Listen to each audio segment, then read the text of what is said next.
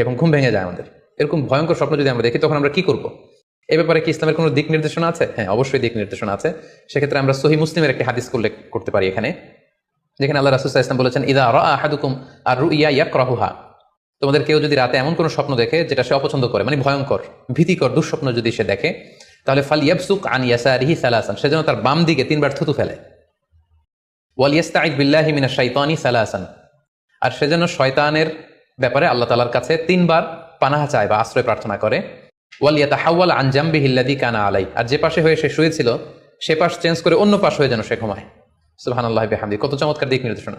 এবং সুনানে ইবনু মাজায় আরো একটি সহিহ হাদিস আমরা এখানে উল্লেখ করতে পারি, যেখানে আল্লাহ রাসূল সাল্লাল্লাহু আলাইহি ওয়াসাল্লাম বলেছেন, ইযা রাআ আহাদুকুম রুইয়া ইয়াকরাহুহা, কেউ যদি রাতে খারাপ বা ভয়ঙ্কর কোনো স্বপ্ন দেখে, ফালিয়াতাহাওয়াল, সে যেন তার বিছানা চেঞ্জ করে নেয়, জায়গা চেঞ্জ করে নেয়।